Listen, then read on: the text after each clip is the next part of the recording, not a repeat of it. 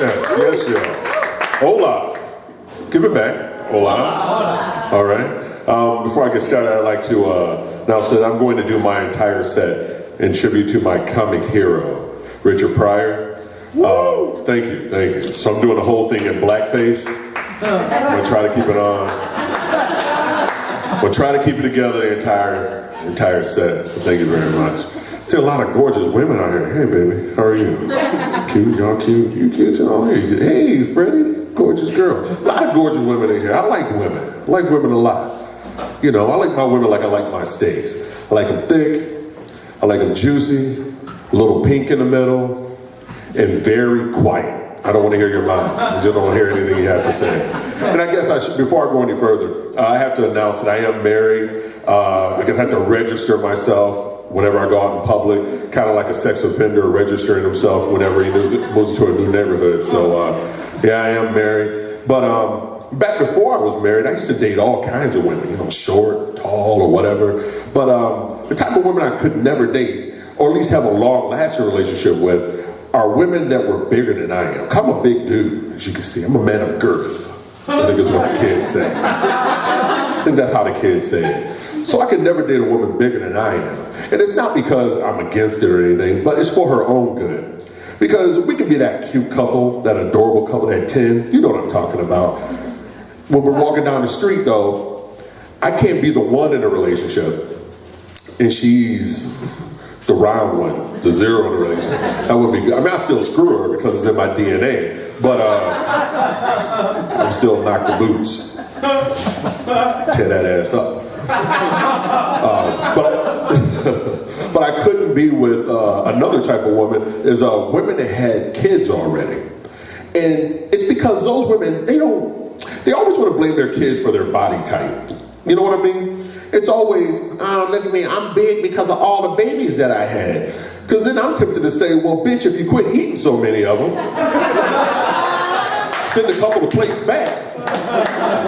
You wouldn't be so round. You know babies come out chubby. With your fat ass. But I'm just playing. Now I'm a father of 4 beautiful children. Thank you for clapping for my sperm. A beautiful sperm. I'll show you later. But I do have 4 beautiful children. I have a girl and 2 sons in their 20s, a little 5-year-old, just to show that my stroke ain't broke. And it ain't always. There's no government shutdown here. And thank you. But you know, my oldest son had a cool job last summer he was very excited about. He was a counselor at a camp for Jewish kids. It's true, yeah. So when he told me this, I could not contain my laughter like my man right here. Because I would think that a camp would be the last place that a Jew would ever want to send another Jew. Like the absolute last place. Now I'm not trying to be mean about it, but in my comic mind, I'm thinking like, how would they send them there? By train? No? You didn't like that one? You're probably not gonna like this one. Like what kind of games do they play at this camp? Concentration? Like hide and seek? I'm just asking. Seriously. Because, I mean, a Jew sending a Jew to a camp would be the equivalency of me accepting 2 free tickets for a mystery cruise. I'm not about to make that run. Or it'd be like a white guy at a Native American yard sale. He's like, look, buddy, I get it. You got your tomahawks over there, so you got your teepees over there, your bows and arrows. I get all of that. But how much for the actual yard? Like a couple of disease blankets maybe, or some genocide, I don't know. And I don't care if you didn't laugh, my shit's historically accurate. I just Googled it 15 minutes ago. Thank you. See, they understand. Wow, that's good. Now, again, I have my beautiful children. My 5-year-old loves me to death. Loves me. Everywhere we go, she wants to hold my hand. We have a very close relationship, which is important because it means I'm keeping her that much further away from the stripper pole. That's my only real job, and I'm doing it very well. So wherever we go, she holds my hand very tightly. Love to hold my hands. Now, when her brothers come home from college, she wants to hold one of their hands too. It's a very cute scene. She has one of my hands, she has one of their hands. Very cute, very adorable, Hallmark moment type shit. I had to quit that though. Had to quit it. Because now that gay marriage is popular in the United States. Yeah, and it's not even the gay marriage part. I really don't care about that part. I don't want people to see me as some kind of gay cougar. That's the part that I don't want. That's the part I don't want at all. I'm trying not to go for that look. And okay, even if I were gay, or gay cougar or whatever, I would never adopt a little yellow kid. I'd adopt a white kid, like do that reverse Angelina Jolie thing. That's what I would be into. So I would adopt my kids. Now speaking of gays, look, black people. There's one of us in here. Look. So all one of us. Look, I don't think I'm speaking to everyone. Look, I don't think we should be against the gays and anything that they're doing and all. That's just me. I'm speaking from the heart, from my personal opinion. I don't think we should be against the gays, gay marriage, adoption, or any of that stuff. It's just my personal opinion because as a black man growing up in the United States, we've been discriminated against and had rights taken away, and I just don't feel it's right for me to discriminate or try to take the rights away from other people. I don't care who you are. As a black person, I think we should be for any person. We should be supporting everybody. Actually, we shouldn't be against anyone. That's just my personal opinion about it. I don't know how you feel. That's just how I feel about it in my heart. I don't think we should be against anybody. Thank you. Thank you. Thank you. Except for the handicapped, and here's why. You ever go to the bathroom, and in there, the handicapped stalls, they got the big, giant, comfy stalls with the bars on there so they can put their feet up there and all that. And they're hanging out, and they're all comfy in there. And I work with like 3 or 4 of them, and they're all running around my building. Well, not necessarily running around my building, but they don't run. And I'm always afraid to use their executive shitter because one of them come hobbling in or rolling in, and then there I am trapped in there and they're peeking through the hole giving me the stink eye. I don't need that shit. I don't need that headache. So I use a little casket size one. And again, I'm a big dude, so it may not be casket size to you, but it's casket size to me. So here I am using this little tiny shitter and all that, and I'm all crunched up in there. Look, I don't know about you, you cannot take a shit with your knees to your chest. That's just it's not gonna happen. Try it, it won't happen. So here I'm all crunched in there and stuff, and I have to reach for the toilet paper, and my elbow's banging against the wall, my foot's all askew. I got the wide stance like that U.S. senator that I caught in the bathroom with the gay moves. That's why it was, because he was using the casket-sized toilet. And so I always feel uncomfortable going in there. Or if I'm at the mall and it's a balls hot day and the mall parking lot is full of people, I have to park way in the back and walk towards the mall, and I'm sweating and all of that and just dripping and pouring and stuff, and I have to pass by 20 handicapped parking spots in one handicapped van. Why do they need all of these parking spots? You know they all ride together, right? That's how they get down. And just when I pass by this van, this guy gets out in a wheelchair. Now recap, a guy in a chair with wheels getting out of a vehicle with wheels. Why can't he park in the back? Because I'm pretty sure he can like get up some speed or whatever, generate some speed to cool himself down, get some wind going. I can't do it. I don't have any wheels on my shoes. And here I'm the real handicapped person. I'm all sweaty and sticky and shit and glazed like a chocolate donut. And just then this guy in the wheelchair goes, "Hey buddy, look, you're sweating pretty hard. You might want to get out of this heat. Look, fuck you, 10 speed. I'm not trying to hear this shit right now." So recap, support the gays. Throw all your hatred towards the handicapped. I'm just playing, don't do that. Don't do that. Don't do that. Don't do that. That's what we call a joke. I recently turned 44. Thank you, Black Don't Crack. Thank you very much. Thank you, baby, thank you. So I'm going through a little midlife crisis and all, trying to figure myself out, discover myself. And I figured, hey, if I'm gonna go through a midlife crisis, I'm I'm gonna roll it all the way back to my preteens. So I went out and got some braces for my teeth and all. And yeah, thank you. Thank you for being understanding. And you know, because I figured, hey, I'm gonna roll it back to my preteens. So I also would like to announce here at the Quarry that I'm also back to vigorously masturbating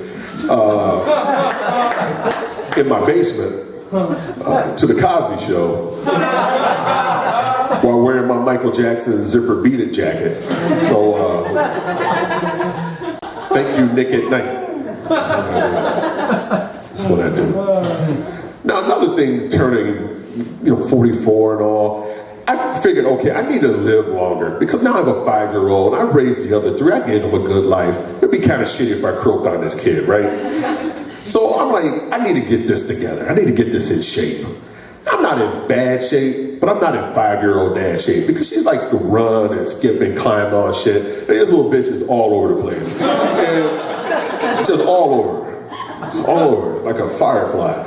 So I'm like, okay, I need to get this checked out, head to toe, top to bottom. I need to get a full physical. You know what I mean? And I recently moved back up here from North Carolina, Charlotte, what, and got a new job. And at my job, I had to go find a doctor. And the way they have it set up is you have to go online to do it. And on this particular site, they don't have any pictures of the doctors. And I wanted a doctor that could understand what I'm going through, my age and my history and the stuff I'm dealing with. So I wanted a black doctor. So I'm looking on this website by the names. I'm looking for a black name, something that sounded black. And I'm going through the A's and the B's, and I go all the way through the alphabet, finally land in the F's on Dr. Freeman. So I'm going, okay, Dr. Freeman. Freeman, that's some slave shit. Morgan Freeman. He's black. That's all the investigation I needed to do. I'm rolling with this cat. All the Scooby-Dooing I need to do. So I make my appointment to go see this dude. Now, I have to admit I was a little nervous because I don't know what to expect. I don't know if I'm going to get Bill Cosby, Heathcliff Huxtable type of doctor, the jokey, funny kind of doctor, or if I'm going to get like a Dr. Kevorkian. So I was very scared, very nervous. And then they put me in this gown, which isn't gonna cover me, just flat out is not gonna cover me. And I'm sitting there nervous on this table, on top of this paper. So my ass is bare on this paper like a deli ham. Just out there, crinkling and sticking to my ass, waiting for this cat to come in. And all of a sudden, this young white kid comes blasting in, talking 1,000 miles an hour, asking me questions. And it hit me, I'm like, okay, Dr. Freeman. Dr. Freeman, all right, he must have been on the ownership side. It's a slave joke. And I'm sorry I have to explain that. And so he's going on 1,000 miles an hour, and he's washing his hands, he's scrubbing in, he's asking me questions about my family history and all of that. And he goes to put on his gloves. So I'm like, okay, I've been here before. I know it's about to go down. He's about to go interview the Browns in the locker room. I feel this. I know this is what's gonna happen. So he starts over by me, he goes to kneel down. I'm thinking I'm gonna beat him to the punch. I stand up and I turn around and put my ass in his face. And he laughs, chuckles. I'm like, what is this kid laughing at? He goes, Mr. Geeter, I'm gonna need you to turn around. I'm gonna check the front out first. God damn it, that's embarrassing. Oh, that's embarrassing. So I lift my little gown up and he checks out the tree trunk and the coconuts. And some stereotypes are true, is all I'm saying. But I'm early to everything. So it's true. So he's checking me out and all that, both hands, of course. And he goes, okay, Mr. Geeter, we're cool on that. Now you can turn around and assume the position. So I put my hands on the table. And I'm waiting for, I don't know, some kind of warning, like a 1, 2, 3, go, or here comes a plane into the hangar. Something to prepare me for the assault that's about to take place. Then all of a sudden, I saw this white hot light. This white hot light, blinding. Now at this point, I don't know if my eyeballs rolled into the back of my head, or looking at my brain, or I actually saw a white light. But by the time I realized what was going on, this guy was 3 knuckles deep into my asshole. with the ferocity of a family of raccoons going into a garbage can. He was in there just angry, just punching. Like, he was mad at Obamacare or some shit. Fuck you, Obama. Fucking taking away my rights as a doctor. Or he got the wrong tongue suppressors that day. I don't know. But he was in there. He was just poking the bear. Poking the bear. That's what he was doing. Angrily. That look. I couldn't look back there. But, so he was in there. Now, that wasn't the bad part. That wasn't the bad part. That wasn't even close to the worst part. The worst part was he was taking his finger and running along the inside of my asshole like he was trying to dig a nickel out of a piggy bank with that same ferocity as that family of raccoons going into that fucking garbage can. It's the same ferocity. Now, the good thing is, everything checked out, you know, after he was done checking out Sasquatch, which is what I affectionately call my asshole. Because it's brown, it's hairy, not a whole lot of people have seen it up close, live, but there are pictures circulating on the internet. One or two of them.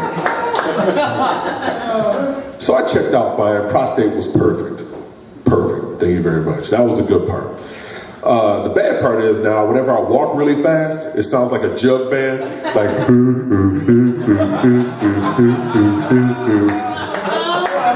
which is another reason why I hate the park way in the fucking back of the mall on a hot day. So again, fuck you 10 speed. My name is Mike Geeter, I had a blast. Thank you very much for coming out, I appreciate it, thank you.